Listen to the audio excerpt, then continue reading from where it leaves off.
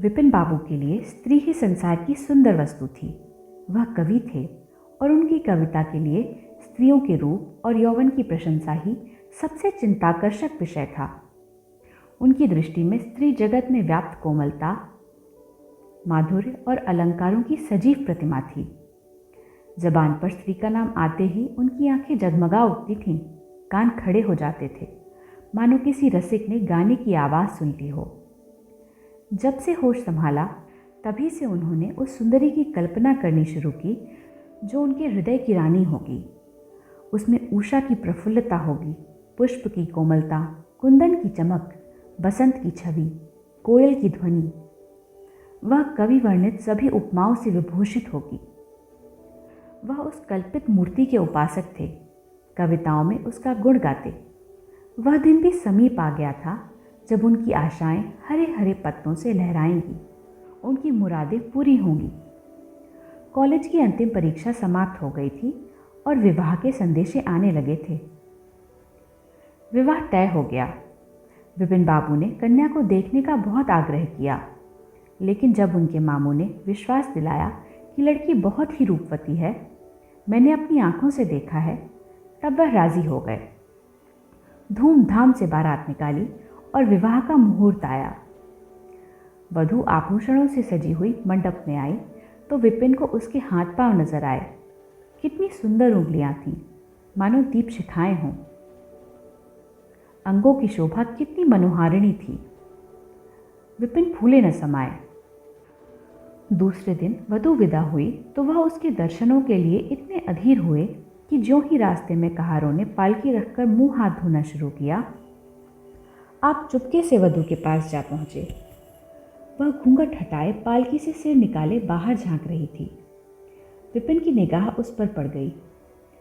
यह वह परम सुंदर रमणी न थी जिसकी उन्होंने कल्पना की थी, जिसकी वह बरसों से कल्पना कर रहे थे। यह एक चौड़े मुंह, चिपटी नाक और फूले हुए गालों वाली कुरूपा स्त्री थी। रंग गोरा था, पर उसमें लाली के बदले सफेदी थी। और फिर रंग कैसा ही सुंदर हो, रूप की कमी नहीं पूरी कर सकता। विपिन का सारा उत्साह ठंडा पड़ गया। हाँ, इसे मेरे ही गले पड़ना था। क्या इसके लिए समस्त संसार में कोई और न मिलता था? उन्हें अपने मामू पर क्रोध आया, जिसने वधू की तारीफों के पुल बांध दिए थे। अगर इस वक्त वह मिल जाते तो विपिन उनकी ऐसी खबर लेता कि वह भी याद करते। जब कहारों ने फिर पालकियां उठाईं तो विपिन मन में सोचने लगा, इस स्त्री के साथ कैसे मैं बोलूँगा, कैसे इसके साथ जीवन कटेगा। इसकी ओर तो ताकने ही से घृणा होती है। ऐसी कुरूपा स्त्रियां भी संसार में हैं, इसका मुझे अब तक पता न था। क्या मुंह ईश्वर ने बनाया है, क्या आँखें हैं। मैं और सारे ऐबों की ओर से आंखें बंद कर लेता, लेकिन वह चौड़ा सा मुंह। भगवान, क्या तुम्हें मुझी पर यह वज्रपात करना था? विपिन को अपना जीवन नरक सा जान पड़ता था। वह अपने मामू से लड़ा, ससुर को लंबा खरा लिखकर फटकारा, माँ बाप से हुज्जत की, और जब इससे शांति न हुई तो कहीं भाग जाने की बात सोचने लगा। आशा पर उसे दया अवश्य आती थी। वह अपने को समझाता कि इसमें उस बेचारी का क्या दोष है, उसने ज़बरदस्ती तो मुझसे विवाह नहीं किया। लेकिन यह दया और यह विचार उस घृणा को न जीत सकता था जो आशा को देखते ही उसके रोम रोम में व्याप्त हो जाती थी। आशा अपने अच्छे से अच्छे कपड़े पहनती, तरह तरह से बाल संवारती, घंटों आईने के सामने खड़ी होकर अपना श्रृंगार करती, लेकिन विपिन को यह शुतुरमुर्ग से मालूम होते। वह दिल से चाहती थी कि उन्हें प्रसन्न करूं, उनकी सेवा करने के लिए अवसर खोजा करती थी, लेकिन विपिन उससे भागा भागा फिरता था। अगर कभी भेंट हो जाती तो कुछ ऐसी जली कटी बातें करने लगता कि आशा रोती हुई वहां से चली जाती। सबसे बुरी बात यह थी कि उसका चरित्र भ्रष्ट होने लगा। वह यह भूल जाने की चेष्टा करने लगा कि मेरा विवाह हो गया है। कई कई दिनों तक आशा को उसके दर्शन भी न होते। वह उसके कह कही की आवाज़ बाहर से आती हुई सुनती, झरोके से देखती कि वह दोस्तों के गले में हाथ डाले सैर करने जा रहे हैं, और तड़प कर रह जाती। एक दिन खाना खाते समय उसने कहा, अब तो आपके दर्शन ही नहीं होते। मेरे कारण घर छोड़ दीजिएगा क्या? विपिन ने मुंह फेर कर कहा, घर ही पर तो रहता हूँ। आजकल ज़रा नौकरी की तलाश है, इसलिए दौड़ धूप ज़्यादा करनी पड़ती है। आशा बोली, किसी डॉक्टर से मेरी सूरत क्यों नहीं बनवा देते? सुनती हूँ आजकल सूरत बनाने वाले डॉक्टर पैदा हुए हैं। विपिन बोला, क्यों नाहक चिढ़ती हो? यहाँ तुम्हें किसने बुलाया था? आशा बोली, आखिर इस मर्ज की दवा कौन करेगा? विपिन बोला, इस मर्ज की दवा नहीं है। जो काम ईश्वर से न करते बना, उसे आदमी क्या बना सकता है? आशा बोली, यह तो तुम ही सोचो कि ईश्वर की भूल के लिए मुझे दंड दे रहे हो। संसार में कौन ऐसा आदमी है जिसे अच्छी सूरत बुरी लगती हो? लेकिन तुमने किसी मर्द को केवल रूपहीन होने के कारण कुंवारा रहते देखा है? रूपहीन लड़कियां भी माँ बाप के घर बैठी नहीं रहती। किसी न किसी तरह उनका निर्वाह हो ही जाता है। उसका पति उस पर प्राण न देता हो, लेकिन दूध की मक्खी नहीं समझता। विपिन ने झुंझला कर कहा, क्यों नाहक सिर खाती हो? मैं तुमसे बहस तो नहीं कर रहा हूँ। दिल पर जब्र नहीं किया जा सकता और न दलीलों का उस पर कोई असर पड़ सकता है। मैं तुम्हें कुछ कहता तो नहीं हूँ, फिर तुम क्यों मुझसे हुज्जत करती हो? आशा यह झिड़की सुनकर चली गई। उसे मालूम हो गया कि इन्होंने मेरी ओर से सदा के लिए हृदय कठोर कर लिया है। विपिन तो रोज सैर सपाटे करते, कभी कभी रात को गायब रहते। इधर आशा चिंता और नैराश्य में घुलते घुलते बीमार पड़ गई। लेकिन विपिन भूल कर भी उसे देखने न आता। सेवा करना तो दूर रहा, इतना ही नहीं, वह दिल में मानता था कि वह मर जाती तो गला छूटता। अब की खूब देखभाल कर अपनी पसंद का विवाह करता। अब वह और भी खुला हो गया था। पहले आशा से कुछ दबता था। कम से कम उसे यह धड़का लगा रहता था कि कोई मेरी चाल ढाल पर निगाह रखने वाला भी है। अब वह धड़का छूट गया। कुवासनाओं में ऐसा लिप्त हो गया कि मर्दाने कमरे में भी जमघटे होने लगे। लेकिन विषय भोग में धन ही का सर्वनाश नहीं होता, इससे कहीं अधिक बुद्धि और बल का सर्वनाश होता है। विपिन का चेहरा पीला पड़ गया, देह भी क्षीण होने लगी, पसलियों की हड्डियां निकल आईं, आंखों के इर्द गिर्द काले गड्ढे पड़ गए। अब वह पहले से कहीं ज्यादा शौक करता, नित्य तेल लगाता, बाल बनवाता, कपड़े बदलता, किंतु मुख पर कांति न थी। रंग रोगन से क्या हो सकता? एक दिन आशा बरामदे में चारपाई पर लेटी हुई थी। इधर हफ्तों से उसने विपिन को ना देखा था। उन्हें देखने की इच्छा हुई। उसे भय था कि वह ना आएंगे, फिर भी वह मन को रोक न सकी। विपिन को बुला भेजा। विपिन को भी उस पर कुछ दया आ गई। आकर सामने खड़े हो गए। आशा ने उनके मुंह की ओर देखा तो चौंक पड़ी।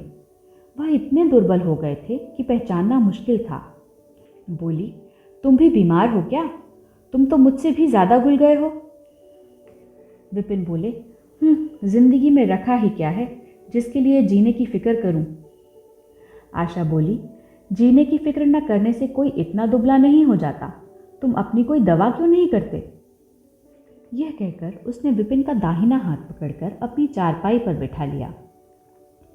विपिन ने भी हाथ छुड़ाने की चेष्टा न की।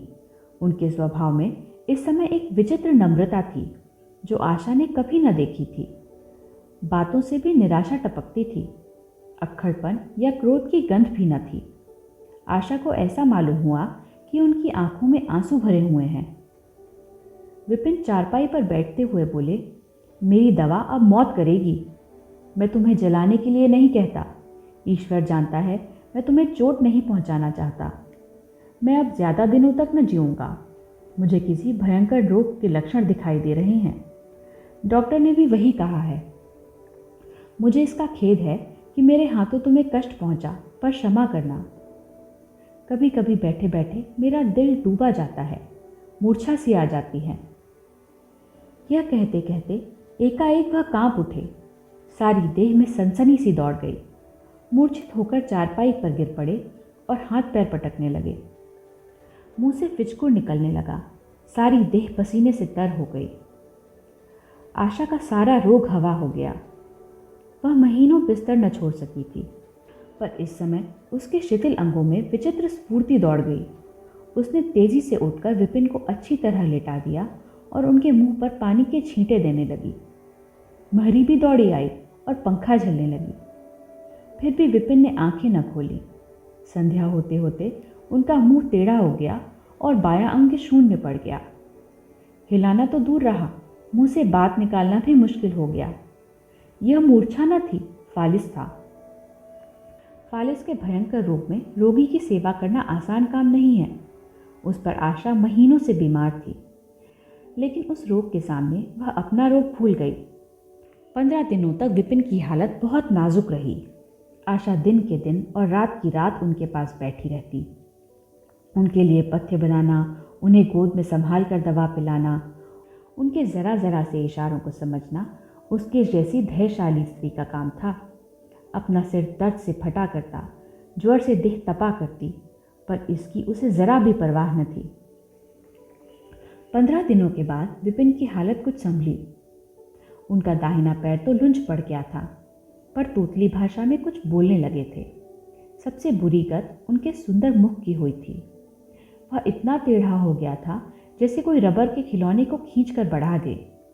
बैटरी की मदद से ज़रा देर के लिए बैठे या खड़े तो हो जाते थे, लेकिन चलने फिरने की ताकत न थी।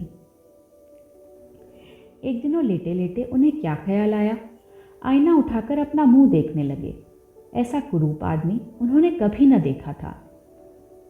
आहिस्ता से बोले, आशा, ईश्वर ने मुझे गुरूर की सज़ा दे दी। वास्तव में मुझे यह उस बुराई का बदला मिला है जो मैंने तुम्हारे साथ की। अब तुम अगर मेरा मुंह देखकर घृणा से मुंह फेर लो तो मुझे तुमसे ज़रा भी शिकायत न होगी। मैं चाहता हूँ कि तुम मुझसे उस दुर्व्यवहार का बदला लो जो मैंने तुम्हारे साथ किए हैं। आशा ने पति की ओर कोमल भाव से देखकर कहा, मैं तो आपको अब भी उसी निगाह से देखती हूँ। मुझे तो आप में कोई अंतर नहीं दिखाई देता। विपिन बोला, वाह, बंदर का सा मुंह हो गया है। तुम कहती हो कोई अंतर ही नहीं। मैं तो अब कभी बाहर न निकलूंगा। ईश्वर ने मुझे सचमुच दंड दिया। बहुत यत्न किए गए, पर विपिन का मुंह न सीधा हुआ। मुंह का बायां भाग इतना टेढ़ा हो गया था कि चेहरा देखकर डर मालूम होता था। हाँ, पैरों में इतनी शक्ति आ गई कि अब वह चलने फिरने लगे। आशा ने पति की बीमारी में देवी की मनौती की थी। आज उसी पूजा का उत्सव था। मोहल्ले की स्त्रियां बनाव श्रृंगार किए जमा थीं। गाना बजाना हो रहा था। एक सहेली ने पूछा, क्यों आशा, अब तो तुम्हें उनका मुंह जरा भी अच्छा न लगता होगा। आशा ने गंभीर होकर कहा, मुझे तो पहले से कहीं अच्छा मालूम होता है। चलो, बातें बनाती हो। नहीं बहन, सच कहती हूँ। रूप के बदले मुझे उनकी आत्मा मिल गई, जो रूप से कहीं बढ़कर है। विपिन कमरे में बैठे हुए थे। कई मित्र जमा थे। ताश हो रहा था। कमरे में एक खिड़की थी जो आंगन में खुलती थी। इस वक्त वह बंद थी। एक मित्र ने चुपके से उसे खोल दिया और शीशे से झांक कर विपिन से कहा, आज तो तुम्हारे यहां परियों का अच्छा जमघट है। विपिन बोले, बंद कर दो। अजी जरा देखो तो कैसी कैसी सूरतें हैं। तुम्हें इन सबों में कौन सबसे अच्छी मालूम होती है।